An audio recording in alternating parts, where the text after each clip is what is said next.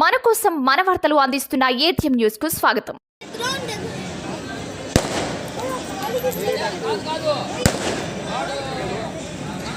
గతంలో జరిగిన 5 సంవత్సరాల అభివృద్ధి రాబోయే 5 సంవత్సరాల్లో మేమిద్దరం కలిసి ఈ ప్రాంతాన్ని అన్ని విధాలు అభివృద్ధి చేసి మళ్ళీ మేము అప్పగిస్తామని చెప్తున్నాను.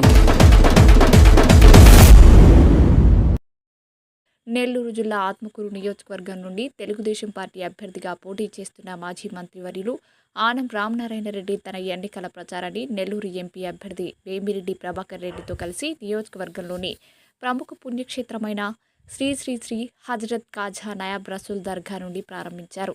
దర్గాను దర్శించుకుని ప్రత్యేక ప్రార్థనలు నిర్వహించారు. దర్గాలో ప్రత్యేక ప్రార్థనల అనంతరం దర్గా సెంటర్ నుండి సమావేశం ప్రాంతానికి భారీ ర్యాలీగా మేళ తాళాలతో పూలాభిషేకంతో పార్టీ శ్రేణులు కార్యకర్తలు పాల్గొనగా ర్యాలీ నిర్వహించారు. ఈ కార్యక్రమంలో నెల్లూరు పార్లమెంటు తెలుగుదేశం పార్టీ అభ్యర్థి వేమిరెడ్డి ప్రభాకర్ రెడ్డి, ఆత్మకూరు నియోజకవర్గం అభ్యర్థి ఆనం రామనారాయణ రెడ్డి, జనసేన నేత నలిశెట్టి శ్రీధర్, ఏఎస్పేట మండలంలోని అన్ని గ్రామాల నుండి భారీగా అభిమానులు ప్రజలు హాజరయ్యారు. ర్యాలీ సందర్భంగా గ్రామస్తులు భారీ గజమాలలతో ఘనంగా స్వాగతం పలుకుతూ సన్మానించారు. సభా వేదికను చేరుకున్న అనంతరం అభ్యర్థులను స్థానికులు సన్మానించారు. అనంతరం వీరి సమక్షంలో ఏఎస్పేట మండలం వైసీపీ పార్టీకి చెందిన ప్రజాప్రతినిధులు, ప్రస్తుత సర్పంచులు, ఎంపీటీసీలు, మాజీ సర్పంచులు, మాజీ ఎంపీటీసీలు 35 మంది మరియు వారి సహచరులు టీడీపీలో భారీగా చేరుతూ పార్టీ కండువా కప్పుకున్నారు. ఆనం రామనారాయణ రెడ్డి మాట్లాడుతూ, ఇప్పటి వరకు రాష్ట్రంలో విధ్వంసపు ప్రభుత్వం, మోసపూరిత ప్రభుత్వం నడుస్తూ ఉందని, ఈ ప్రభుత్వాన్ని సాగనంపాల్సిన బాధ్యత రాష్ట్ర ప్రజలకు ఉందని తెలిపారు. గతంలో ఆత్మకూరు నియోజకవర్గంలో తాను చేసిన పనులు తప్ప తర్వాత ఒక్క అభివృద్ధి కూడా జరగలేదని అన్నారు. నియోజకవర్గంలో తాను చేపట్టిన పనులు వివరాలను ఈ సందర్భంగా ప్రజలకు వివరించారు. నిలిచిపోయిన అభివృద్ధి పనులన్నీ చేపడతానని, తిరిగి తనను అసెంబ్లీకి వేమిరెడ్డి ప్రభాకర్ రెడ్డి గారిని పార్లమెంటుకు గెలిపిస్తే ఆత్మకూరులో 5 ఏళ్లలో శస్యశ్యామలం చేసి మీ ముందుకు మళ్లీ వస్తామని తెలిపారు. ఇవాళ మీరు ఆలోచించండి, వేమిరెడ్డి ప్రభాకర్ రెడ్డి వచ్చారు, తెలుగుదేశం పార్టీ అభ్యర్థిగా మీ ముందుకు రావడం జరిగింది. మిమ్మల్ని ఓటు అడుగుతున్నాం. అలాగే అసెంబ్లీ అభ్యర్థిగా తెలుగుదేశం పార్టీ నుంచి సైకిల్కి ఓటేయండి అని చెప్పి నేను కూడా మీ ముందు అభ్యర్థించడం జరుగుతుంది. ఇవాళ మీ ముందు ఉంది ఆ ప్రశ్న.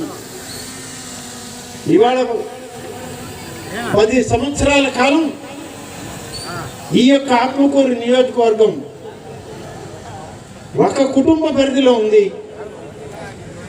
పోయిన 5 సంవత్సరాలు వాళ్ళే శాసనసభ్యులు, ఇప్పుడు 5 సంవత్సరాలు వాళ్ళే శాసనసభ్యులు, కొద్ది కాలం మంత్రులు. మరి దురదృష్టం, ఇన్ని పనులు జరిగాయి మేము చెప్పినటువంటివి. ఇన్ని పనులు 5 సంవత్సరాల్లో మేము చేయగలిగాం. 10 సంవత్సరాల్లో ఇప్పుడున్నటువంటి ప్రజాప్రతినిధులు వాళ్ళు సాధించింది ఏంది, ఏమి చేశారు ఈ ఏఎస్పేట మండలానికి అనేటువంటిది ఒక్కసారి మీరు ఆలోచించండి అని చెప్పి నేను మిమ్మల్ని కోరుతాను. 5 సంవత్సరాల్లో మేము చేసిన అభివృద్ధి ఒకవైపు, 10 సంవత్సరాల్లో వాళ్ళు చేసిన విధ్వంసం మరొక వైపు. విధ్వంసం కావాలన్నా, అభివృద్ధి కావాలన్నా తేల్చాల్సింది ఇవాళ ఏఎస్పేట ప్రజానీకం అని చెప్పి నేను మీకు మనవి చేస్తున్నాను. దర్గా దగ్గరికి వెళ్ళాం, ప్రభాకర్ రెడ్డి గారు నేను మమ్మల్ని అందరినీ తీసుకెళ్ళాం. పూజ పూర్తి చేసుకున్నాం. వస్తూ ఉంటే ఒక్కొక్క అంగడి ముందు అంగడి యజమాను, ఆ అంగడికి వెళ్ళేటువంటి పర్యాటకులు, ఆ అంగడికి వెళ్ళేటువంటి ఆ వస్తువులు కొనుగోలు చేసేటువంటి వాళ్ళు, మేము అక్కడ వస్తూ ఉంటే అక్కడ మాకు భూమిని చూపిస్తూ ఉన్నారు. ఇక్కడ చూడండి అంటున్నారు, ఇది చూసి చెప్పండి మాకు అంటున్నారు. ఏమి చూడాలి, ఏంటి ఇక్కడ వాళ్ళు అందరూ చెయ్యి కిందకు చూపించి నేల చూపిస్తున్నారని చెప్పి నేను ప్రభాకర్ రెడ్డి గారు ఇద్దరం కూడా దగ్గరికి వెళ్ళి అడిగితే, చూడండి 8 మాసాల క్రితం ఈ విధ్వంసం చేసింది వైఎస్ఆర్ కాంగ్రెస్ పార్టీ ప్రభుత్వం, వైఎస్ఆర్ కాంగ్రెస్ పార్టీ శాసనసభ్యులు, ఆ పార్టీ నాయకులు ఇంత విధ్వంసం చేసి 8 మాసాలుగా కనీసం దాని మీద సిమెంట్ కాలువలు కూడా కట్టలేని పరిస్థితి ఏర్పడింది. మాకు వ్యాపారాలు లేవు, కేవలం వ్యాపారాల మీద బతికేటువంటి పేద కుటుంబాల వాళ్ళం మేము. అనేక ప్రాంతాల నుంచి ఇక్కడికి వచ్చేటువంటి వాళ్ళు ఈ తొవ్విన కాలువల్లో పడి కాళ్ళు విరగడమో, చేతులు విరగడమో, మోకాళ్ళు పగలడమో చేస్తూ ఉంటే మాకు వ్యాపారాలు ఎలా సాగుతాయి, మా జీవనం ఎలా సాగించుకుంటాం, మా బిడ్డల్ని మా కుటుంబాన్ని మేము ఎలా పోషించుకుంటామని చెప్పి ఆ ముస్లిం మైనారిటీల కుటుంబాలు, ఆ వైశ్యస్ కుటుంబాలు అడుగుతూ ఉంటే సమాధానం చెప్పలేని పరిస్థితి. తీసుకోండి, రామనారాయణ రెడ్డి చెప్పినటువంటి 4 మాటలు మంచివా కావా?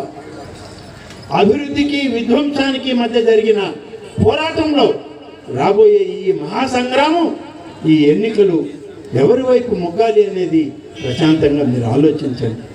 అందుకని నేను అభ్యర్థిస్తా ఉన్నా, ఒక్క అవకాశం ఇవ్వండి మాకు. ఒకే ఒక్క అవకాశం, 2 ఓట్లలో సైకిల్ గుర్తుకు ఓటేయండి, తెలుగుదేశం పార్టీని గెలిపించండి. మీకు సేవ చేసేటువంటి మహద్భాగ్యాన్ని నాకు వేమిరెడ్డి ప్రభాకర్ రెడ్డికి అందించండి అని చెప్పి కోరుతూ, మరొకసారి ఒక్క అవకాశం ఇచ్చి మీతోటి కలిపి మీ కుటుంబ సభ్యులుగా మమ్మల్ని ఆదరించి ముందుకు నడిపించండి అని చెప్పి కోరుతూ సెలవు తీసుకుంటాను. జై హింద్, జై తెలుగుదేశం.